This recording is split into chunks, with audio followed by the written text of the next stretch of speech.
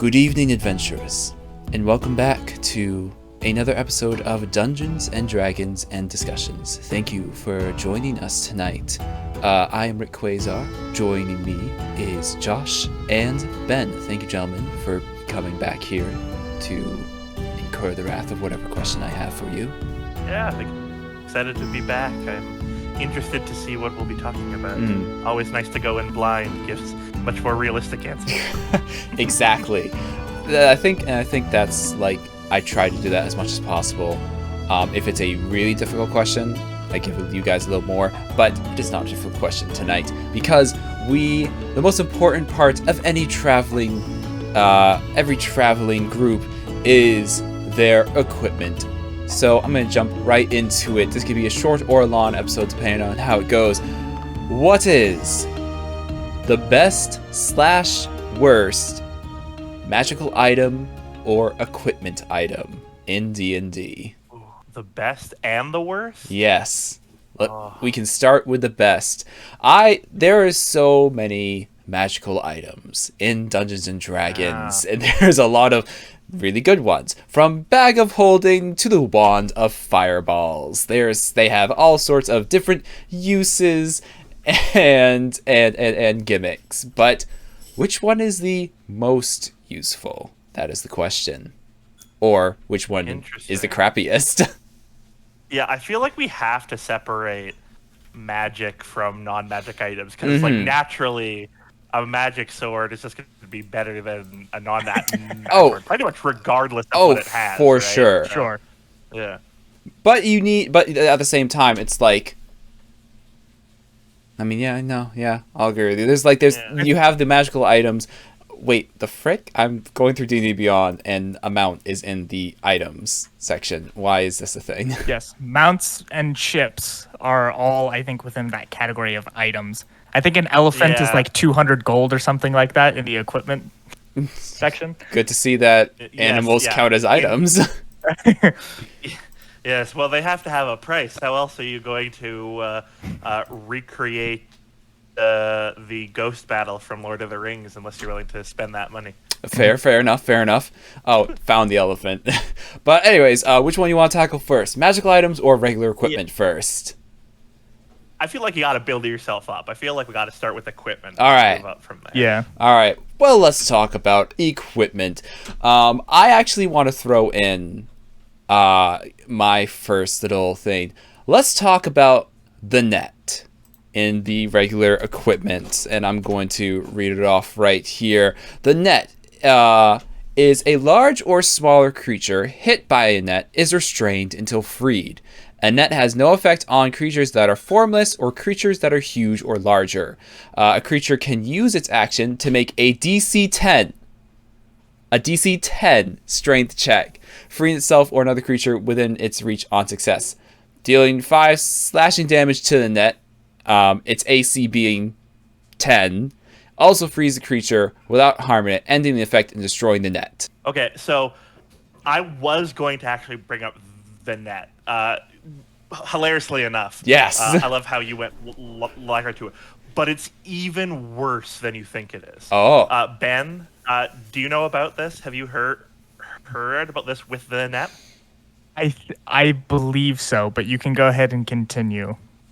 Okay, so not only is it like a DC 10 strength check, which is like, at least it wastes an action even if they're going to make it, right? Or they take like a swing at it, AC 10, 5 hit points. Like, if that alone was a thing, I'd say it would be a not prolifically used item, but at the very least it could be an okay item. The thing that makes the net, in my opinion, the worst item, specifically weapon. I'm sure there's other items that we can talk about as far as items go, but like the worst weapon is that, okay, so the net has a range of 5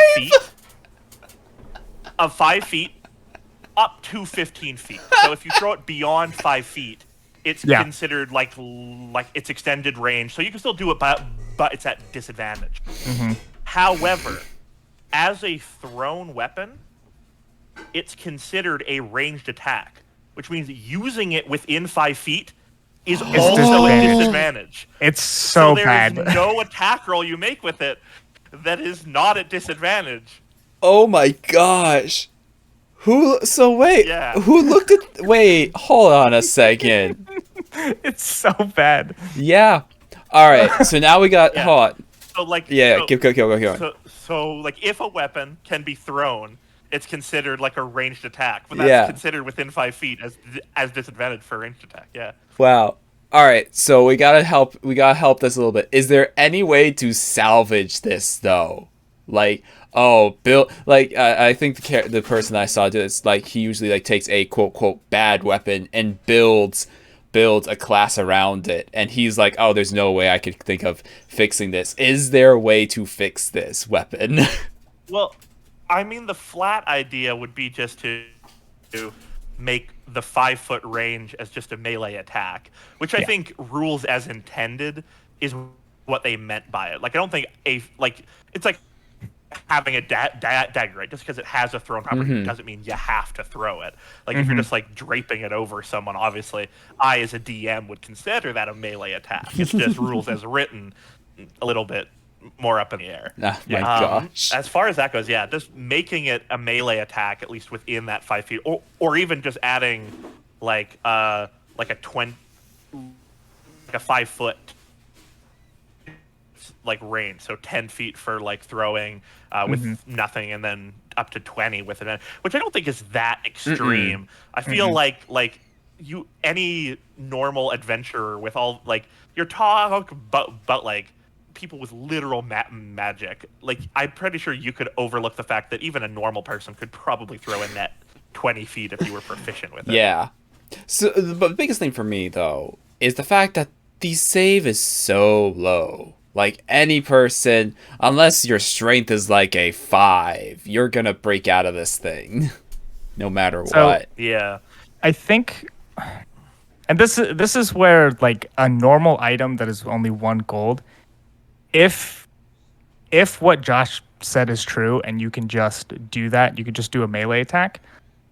Action economy wise, it is useful as long as one of your characters has multiple attacks, because if you restrain them, right, if you hit them with the attack and they're in the net, the enemy has to use their full action, which means they can't do any attacks afterwards unless, they just slash through the net, which is not that difficult, but it requires the enemy to like do something. But the hassle of putting the net on your opponent is so great that there's not really much point to doing it. Yeah. Well, yeah, because you always have the option. So it's like it's either take your whole action or use, again, assuming the opponent has multiple attacks, which if it's an NPC, they almost always will. Just how 5th edition works with action economy is like you could try and hit it for 5 damage. That's still taking an entire like resource away from the enemy's action economy, especially the fact that like you don't have to like I know particularly you there do like to have like grappling characters, which are good, but it requires contested checks. It requires like an additional turn to restrain them. This is like 1 roll, and if you have a high enough roll on a like if you're proficient with it, a normal adventurer rolling a +7 to hit something is always going to be more likely to then restrain that thing than it is going to be if it was, say, a grapple to restrain check, which is, again, 2 checks, as well as the fact that it depends on your thing being grappling, either rolling significantly less or being significantly weaker to, like, consistently pull that off. Nice. Like with this here, a larger, smaller creature, right? Like, by technicality, you could throw this thing over, like a halfling fighter with like a high dex instead of high strength could restrain a grizzly bear, where they would like never be able to grapple one into a restrain with like this without like massive amounts of rolls. Okay. And luck there. All right. Yeah. So I honestly don't think it's that bad until you look at the like how it's like supposed to be used and thrown. Yeah. So Ben, let me get your opinion on this. Would you think this would be a good runner-up to being the worst item, or do you have a different idea? So I have complaints about a handful of other equipment items, and we're going to leave out some of the obvious things like a bag of sand and stuff that like they literally like. We're trying to stick to It's items not that really are even supposed an to have a item. purpose. It's like, Yeah. yeah, exactly. Yeah. I don't like the trident. I think the trident is stupid Okay. because it is I the exact same thing as a spear, yeah except instead it is a martial Weaker. weapon, and that's Yeah. it. yeah. It's That's it. Yeah, no, that's It's what stupid. Recently for your viewers, we're all playing in a campaign where I flavorfully had like a farm boy character who used like a pitchfork as a trident for a long time, and good golly, was I like as soon as I got the opportunity to change up that character a bit and have character development, was it like, oh, he has a long sword now because the pitchfork was flavorful but not great. Yeah. All right. I like it. So let's flip. We'll come back to it to like towards the end, and we'll take a vote of like the different things. Let's flip to the other side. What are some really good items and equipments, non-magical? Like, because we got the worst, we need the best here. Right. Okay, so one of the things is going to be like a real close kind of drawing down that line. All in right. the sense of everyone knows it is everyone's favorite base item, if you're technically not counting it as magical, which is Alchemist Fire. By definition, a normal equipment item, a non-magical item, but it's so good in what it does that I say it straddles that line. I think it honestly should be a common magic item, because just the fact that it's because it's not even like oil that you like throw a flask and then ignite. Mm-hmm. It's like an actual like alchemical process that like lights this tar ablaze or whatever chemical is in there. I think that's close enough when you consider like that the alchemist class can make them or like similar things. It's, like with magic, but then it's not a magical item just by definition. Well, I mean, all I see right here is I see a flavorful Molotov cocktail. That's all I see while looking at this. So I think someone like, and obviously this is just opinions, and you guys, everyone watching, do what you will. But I feel like someone with like brewer's tools, proficiency like brewery tools, could make this. Like just call it a Molotov cocktail with the same type of damage and effects and everything. And I know it wasn't talked, so I will just read it off right here. This sticky adhesive fluid ignites when exposed to air. Okay, maybe not. Let me keep reading. As an action, you can throw this flask up to 20 feet, shattering it on impact. Make a ranged attack against a creature or object, treating the alchemist fire as an improvised weapon. So, improvised weapons is interesting because, I mean, yes, it's fair because you're basically chucking a bottle at someone, but like, for depending on the person, that will screw them up because it's like, oh, it's like your strength. It's a strength modifier, right? That it's just a strength. It's a strength modifier. Usually, yeah. Yeah. Anyways, on a hit, the target takes 1d4 damage at the start of each of its turns, and the creature can end this damage by using its action. So, it's action. So it's like, all right, I gotta take my turn. What we were saying with the net is either reduce your own action economy or take the damage. That d4 though, that stacks up. It's like you may not think it's important to take care of that, but that damage starts stacking. All right, yeah. I like it. Ben, what's your vote? So I think my opinions lay very similarly to kind of where Josh's is that like there's a lot of very useful alchemical items, and I think 5e in general needs to eventually kind of step up its game in terms of how it categorizes items. Okay. Because like with previous editions or with Pathfinder, they are like there's like alchemical items, there's like mundane items, there's magical items, there's like categories of stuff in there, and I don't think you should just be like, yes, alchemical items, spellcasting focuses, and a bag of sand are all in one category, and that makes sense. What? Yeah, they're all just equipment items. They're not like that doesn't feel quite right. You know, I could go in here and say like, yes, like assassin's blood, which is a poison that is a ridiculous amount, or I could say like an airship is the best item that you can get out of equipment. It is considered as an item. Broad. Yeah. I mean, I think in terms of items that like is one of the most useful and like creative things that you can do, especially at early levels. I've always been a big fan of the bag of 1,000 ball bearings. Love that item. Yeah. Always pick that up whenever I make a new character. Always. Bag of ball bearings. Which doesn't matter what you are. The barbarian doesn't matter. Like it's always a good item to have. Oh yeah. I will say, the ball bearings, like specifically again, I feel like we've gotten into this where it's like the best things that you can get from an item is its effect on action economy, right? So the fact that you slow someone's action economy or you like waste someone's action economy. I will say as an item that's like more flavorful than anything else, as like good or bad. This is my own opinion of the three of us, so anyone in the comments can direct the opinions at me. Good is magical focuses. Bad is components, and I'm really sorry about that. But unless you're going into flavor, who in their right mind is going to want to? And like maybe it's like your thing, but like I don't want to like every single turn have to roleplay taking out the fucking owl feather to cast my spell. I just want to fucking touch my staff or my locket or whatever.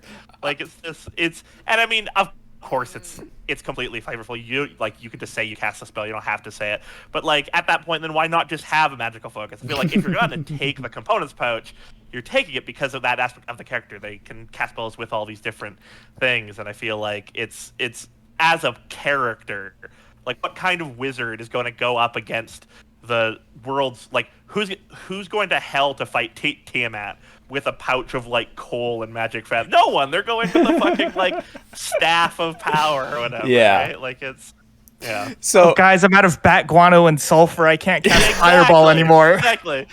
Especially in the flavor of that, because like I guess they technically don't go away or whatever. But like it's I don't know. I could see that any high level caster would use like individual components as opposed to just a stick that can do the same thing. So Skyrim, right? Yeah. So and Skyrim they have that. I guess it's not a mod. It's like part of the Creations Club or whatever, where they make it more of a survival based game where they basically like, oh, you have to be careful of like of checking your like you now have a food gauge, you now have a warmth gauge, so if you're in a cooler area you gotta have everything. They take a basic exploration game or whatever and they turn it into more of a survival method. I could see someone wanting to make D&D more, dare I say, frustrating to play and be like, oh, you have to make sure you have every single component and you have to buy it and go collect it. I can see someone who wants to make it a living hell to play to do something like that. I definitely feel like that definitely like slacks down to like who's running the game, obviously. Like, as a DM, what you kind of want to be doing. Because like there are like survival elements, right? And there's like things that are like, for example, the game that I'm DMing that you two are in. I mean, we haven't used the rule in such a long time because I don't do a ton of combat, but the healing's a little slower and the spells coming back are a little slower. Whereas like absolutely you could go hardcore into it and say like I need a list of like you have a spell pouch that can carry 50 things. I want a list of those 50 things. And every time you cast a spell, I'm going to go through that list and make sure that you have that like thing in your thing, which I think in and of itself takes away some of the fun for me as a person. There are definitely DMs out there playing these survival games that I think are really interesting, just not my cup of tea. And let's not even get into the argument about are you counting the arrows that you're firing and how much you have left, or not? I think in some cases that's important, Yeah. especially if they're magical arrows. Oh, yes. You count your magical arrows. Count the magic. If anything, yeah. count the magical arrows. But yeah. And speaking of magical arrows, it's time to shift into the magical item. So let's once again start with the worst and go to the best. What is the worst magical item? Right before we make that switch, I was looking Okay. through the equipment items. This should be a magical item. Okay. 100% should be a magical item. The White Ghost Orchid Seed. The what now? The White Ghost Orchid Yeah, Seed. okay.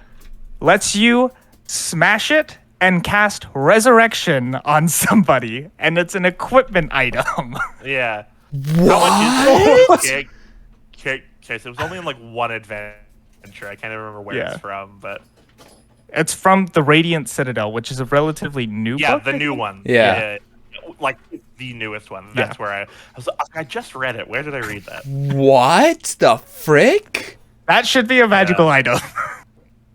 There are definitely things in the Radiant Citadel that are just like, okay, Need to be like, balanced. This place is so magical that like anyone who can like cast under a level 3 spell is like seen as a martial caster Yeah. or like a martial character. Like if you're a wizard at like level like 4, you're a martial character to anyone else at the Citadel. Like it's so much. I like at the end of it. It says a white ghost orchid seed has no effect if consumed.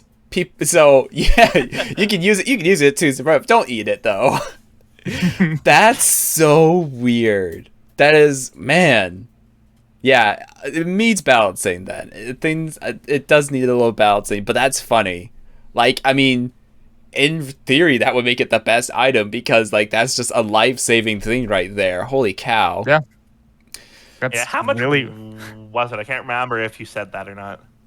It doesn't specify in Yeah. the equipment. Yeah, so it's my not assumption is that you specified, just yeah. find it during the adventure Yeah. at some point. Yeah. Which again strikes me as a magic item. Like it Yeah. doesn't strike me as a. My normal goodness. item, but, yeah. I That's guess cool. When you have like anti-matter rifles and stuff, it becomes hard to It becomes hard to classify like what exactly you're doing. Yep. Yeah. All right. Well, Okay. magical items. What is the worst magical item? Band of Loyalty. Yeah. Or, Band of Loyalty is what- bad. Plea your case, sir. So, one, it's a common magic item that is attunement, so it takes up an attunement slot. Okay. When you hit 0 hit points, you instantly die. That's it. That's all it does. Oh. That's it. Okay. It's like a cultist or like a secret conspiracy item where like they'll give it to like they're like assassins so they can't be questioned or whatever. It's Yeah. like you instantly Okay. die instead of having the chance to save yourself. Which I feel like if we're talking about in a vacuum worst magic items, yes, but that Yeah. seems more cursed. Which it's not. It's actually not considered cursed as far as I'm So hold on. I'm even thinking. I'm trying to think like, oh, this can be used by assassins, but no. You have to be never by a attuned. player. Yeah, it's an attunement that would thing. be really funny if you like slipped it onto someone's finger and then just stabbed them or whatever. Yeah. That's but- what I'm but trying. That's what I'm trying. no, I was thinking that. yeah. But it's attunement. Yeah, so it you'd requires have to let them attunement. sleep with it for 8 hours. Yeah. Yeah. So this is sidetrack here. Does someone Is it? Yeah. does someone know if they're attuned to an item? Like, do they feel? Oh, I feel the item's power on me. Like, Yes. They yeah, do- The Yeah. moment you attune to an item, that's actually like attuning to an item is basically like casting a identify spell on it. You instantly know what it does and everything for it. Again, similar to identify, unless it's cursed, in which case you don't gain that knowledge. Okay. So in order to make this work as like the assassin, like let's say you have someone who's like immortal or something like that. So you slip it on them while they're sleeping. You have to sit there in their room waiting for them, and then you just start wailing on this person, hopefully trying to kill him within the first turn. Yeah, before they realize, and then unattuned to it, as I think it's like an action to unattune. Or Yeah. whatever, but. Yeah. Okay. All right. That's cool. I'll let you have that one. Any other votes for worst items? I mean, we kind of already said it, but like magic ammunition tends to be like, it's good, but it's just going to be innately less good than the thing that fires it, right? Like a +1 arrow is just innately worse than a +1 bow, which will fire +1 arrows. Right? Does it? They technically cost very similarly in terms of like if you wanted to make them or like those kind of things. Okay. Yeah. But Don't get me wrong. I think that magical ammunition, whether it's a +1 or Dragon Slayer arrow, they're very good. Again, flavor-wise, because like your par already finds these amongst like the drow artifacts or whatever, and you carry it for like 7 sessions, and then all of a sudden a dragon crests the hill, and your ranger's like, "Fuck yes!" Finally, I've been holding this on since session 0. Exactly. But like, I feel like just innately, then having like a Dragon Slayer lance as I think an item too is going to be just better in general. I don't think they're necessarily bad items, and I wouldn't even necessarily put them out at the bottom of the list. Just something to bring up is magical ammunition in general. Now, that being said, having a +3 bow and a +3 arrow is hilarious because those do stack. They do. They do? That's what I was gonna ask. I'm pretty sure. Interesting. I don't know why they wouldn't. It's like all the ammunition says is you have +3 bonus to attack and damage made with this piece of ammunition. So if you're firing it from something that's already adding plus, I'm assuming it would work. So like you have like a +6 to like 1 shot or whatever, which is insane. See, at that point, I would be making a point like to run through the battlefield and like, all right, fire the arrow. Choop. All right, now I'm a rogue that uses a crossbow. That's a +3 crossbow, +3 arrow. I make a point to just sneak, get behind the guy, take my arrow back, and then run away, and then use it again. Yeah, But true. It's yeah. I guess you'd have to. It also depends because here I'm gonna go back to the arrows. They're on page 1, so I'm gonna see here. But I'm pretty sure, yeah. Once it hits a target, it's no longer magical. That sucks. Which makes sense. I mean, from a balance standpoint, there's no way. Like, there's a lot of weird stuff that Wizards does, but that's one easy fix to a very powerful combo. Fair enough. All right, so getting into the better side of things, what is the best or better, excuse me, magical items? Hold on, let me just filter D&D Beyond to legendary items really quick. Well, I can say, actually, so hilariously enough, is I was actually thinking about this the other day. I didn't even know we were going to have this conversation. It's not one of the worst magic items, but comparatively, I would definitely put it down there with the worst, is the Armor of Invincibility that came out with the very first PBH. Because, like, it sounds so good. It's like plate mail, which is good on its own, but it doesn't give you, like, invulnerability. Not really. It makes you immune to all non-magical damage, but at the point you're getting a legendary weapon, what damage is non-magical? Yeah.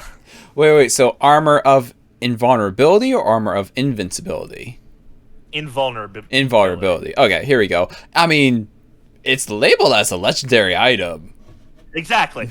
That's what I'm saying. Being able to like prevent yourself from taking non-magical damage for 10 minutes is insane in and of itself. It's just as like one of the very first legendary items ever made, the power creep really came up behind it. And you have to now that it's still legendary, it's just not as good comparatively. I feel like very rare, but like legendary puts it at a status that I feel like is just unearned with the power creep of other items. And not to mention that your character has to have a strength of 15 to carry this thing.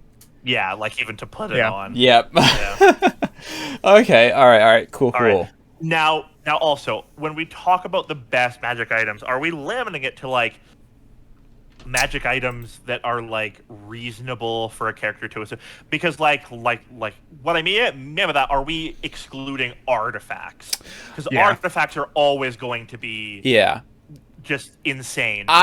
Because they're the hammer of a god or the eye of a lich. I would like, think it's just always I would think something that would not make something that you could potentially buy in a shop, go raid in a dungeon, something that you could find in your travels without going to hell or ascending to past the divine gate, something like that, like a bag of holding. Like, I think the bag of holding is extremely useful. Is it the best? No, but it is a key item to have on your quest, because all the stuff you're collecting, it's got to go somewhere.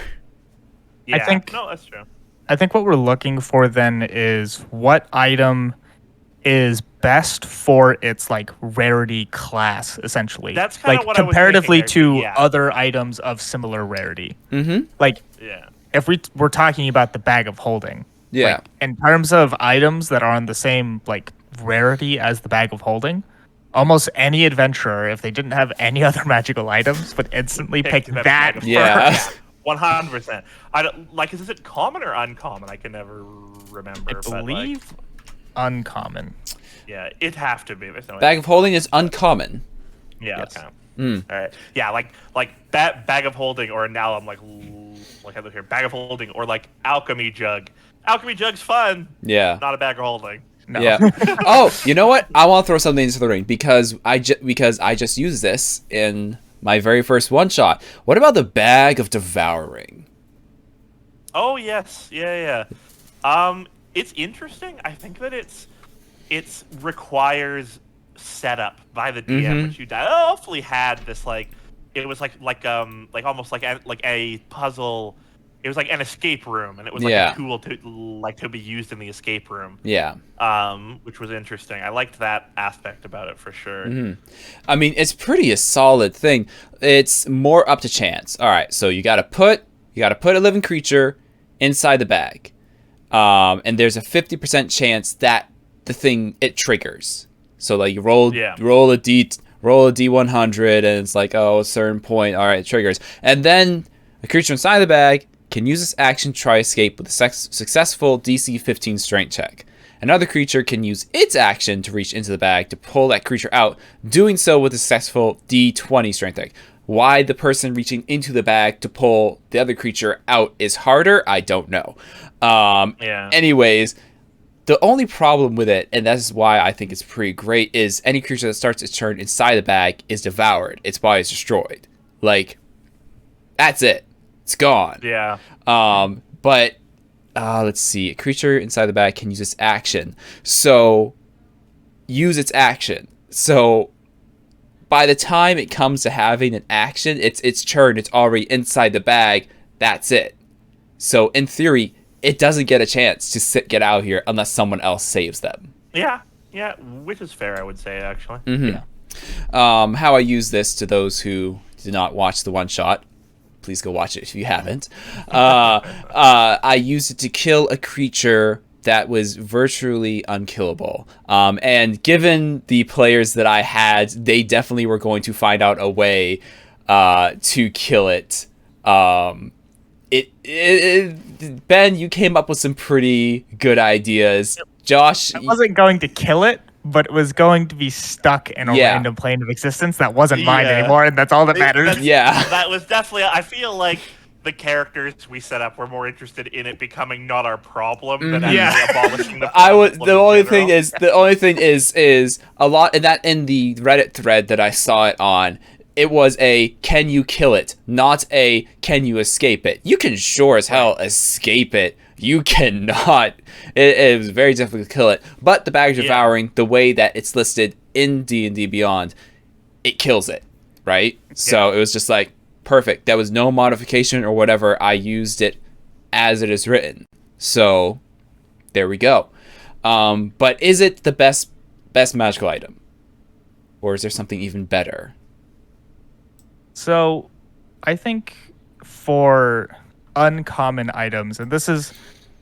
the bag of holding was really great, but I also had this item during our one shot, and having a what were we at 14th level character? Yes, that was my mistake.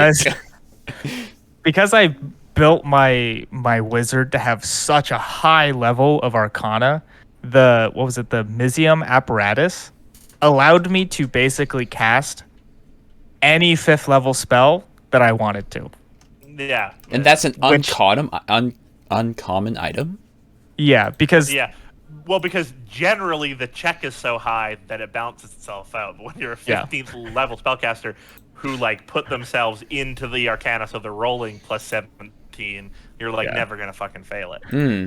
Yeah, Nice. I think my average if I rolled a 1 on my check, I would still pass the highest check possible to cast a 5th level spell.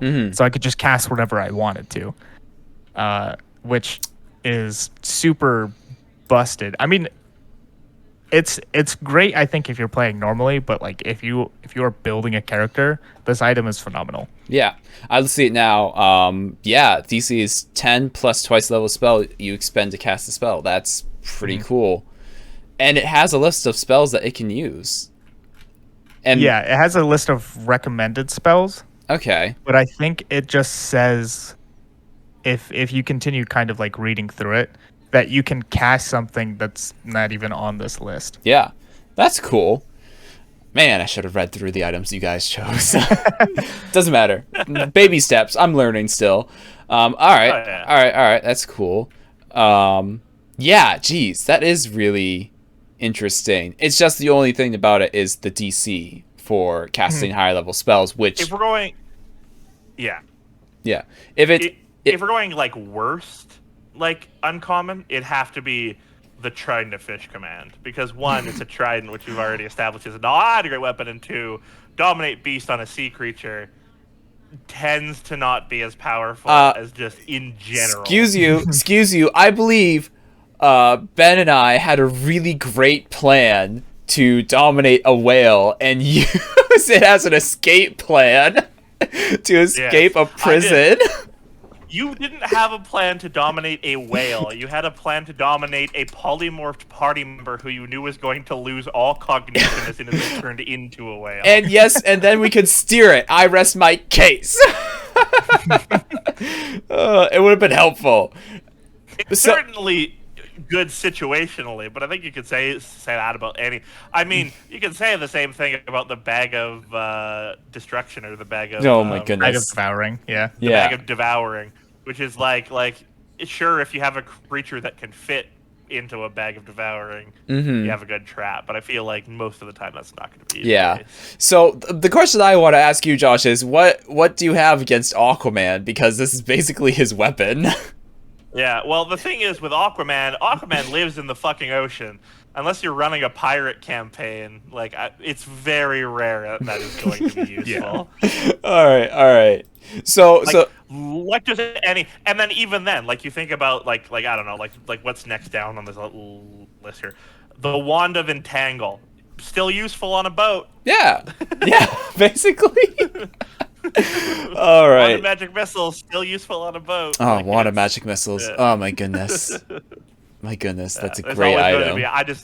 The Trident of Fish command, again, I've used the word a ton, but flavorful, not great. I mean, and all of these, depending on how quote good they are, it all depends on, it's all situational, and majority of them are just for flavor reasons unknown, but for a typical traveling D&D session, what is the best magical item in your opinions?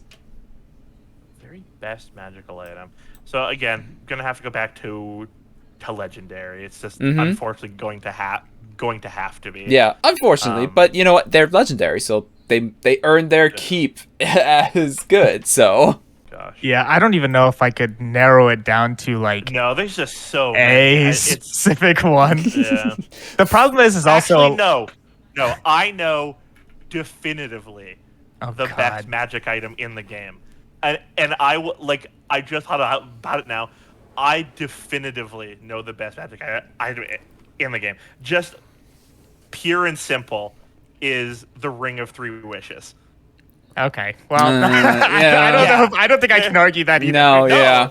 No, I just thought about that. I was like, there's no way that that's especially if it has all of its charges, even if it has one charge, Yeah. yeah. So, I can't argue with it. Yeah, the only thing is that it depends on the DM. It's like, oh, are you gonna be some genie BS where it's like, oh, it's like, I wish to fly, and the wish turns you into an eagle or something stupid like that. All depends on the player. In my campaign, it probably will not come up for a while, but there is a plot point that is going to hinge on a party wish. Ugh. And that is the DM I am going to be. Ugh. So Oh, boy. just be I aware of that. have years of experience. My father has tortured me too many times with a stupid wish. It's like, oh, you hear wish, you're like, oh, great, this is awesome, but it's more of a curse because of stuff like that.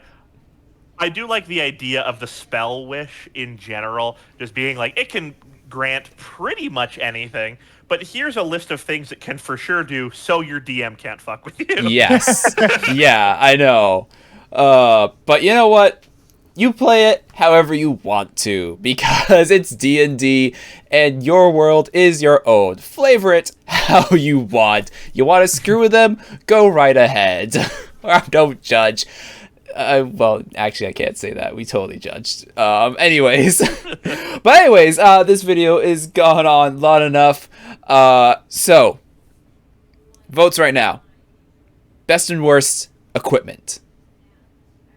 Okay, definitely best equipment, probably Alchemist Fire in general. What do you think, Ben? I think in terms of without getting into Yeah. I was gonna say airship, but I mean airship or that ghost seed thing that casts resurrection magic. But those shouldn't be in there in terms of what should be equipment. Yeah. I think Alchemist Fire would be up there. That line, yeah. And then the worst? I think I would still have to say the net. As much as I have gripes with things like the Trident or there's a heavy armor thing that only gives you 14 AC, which is nobody touches that armor for a reason. Yeah.